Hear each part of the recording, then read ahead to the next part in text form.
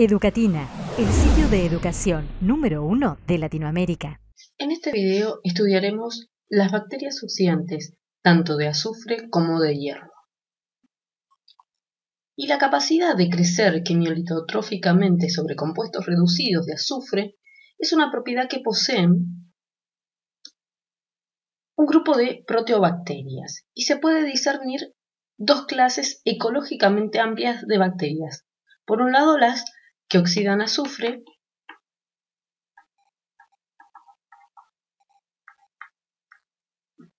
aquellas que viven a pH neutro y las que lo hacen en pH ácidos. Entonces tenemos oxidan azufre y también podríamos separar a las que oxidan hierro.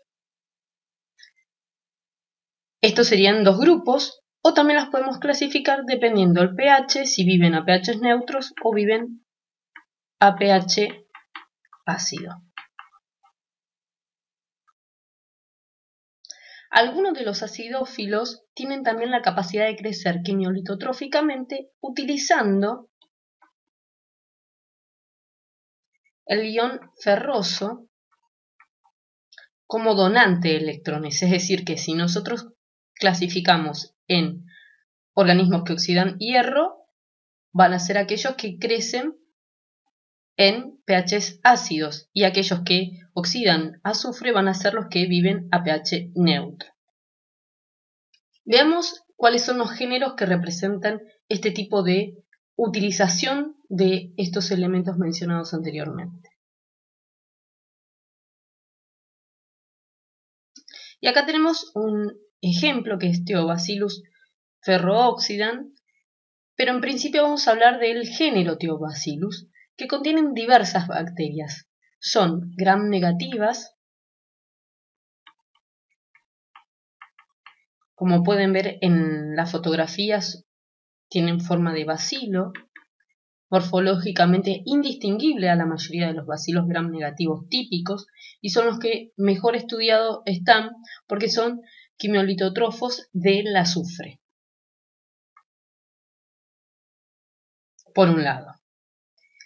Una de las especies acidófilas que pertenecen al género de Theobacillus es Theobacillus ferrooxidans, y lo interesante de esta especie es que puede crecer quimiolitotróficamente, pero en vez de que sea con azufre, la oxidación va a ser del ion o del hierro ferroso, siendo el principal agente responsable de la oxidación de ese metal. Por otro lado tenemos el género Acromatium, que también son organismos quimiolitotrofos. En este caso van a estar oxidando azufre, y que se aíslan normalmente en agua dulce estos organismos, con abundantes sedimentos ricos en sulfuros.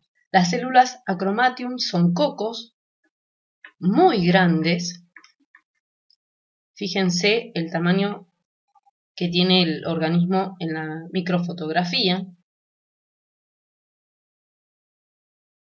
Y como otros ejemplos, Acromatium acumula internamente azufre elemental, y esos granos van a ir desapareciendo a medida que se van oxidando a sulfato, es decir, que pasan de azufre elemental a sulfato. Por otro lado tenemos el caso de Bellatoa, que son organismos filamentosos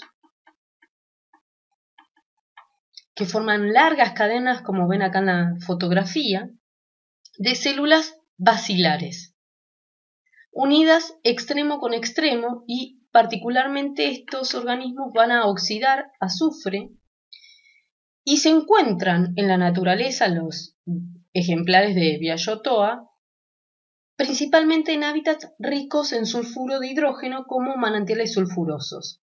Aunque algunas especies, o mejor dicho, algunas cepas de Bellatoa son verdaderamente autótrofas, también encontramos ejemplos de quimiolitotróficas, y la mayoría crecen mejor en mixotropía, es decir, utilizando azufre reducido como donante de electrones, y además compuestos orgánicos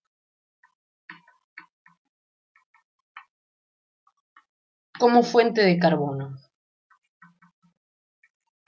Hasta aquí describimos 3 géneros bacterianos que utilizan tanto al azufre como al hierro como fuente energética.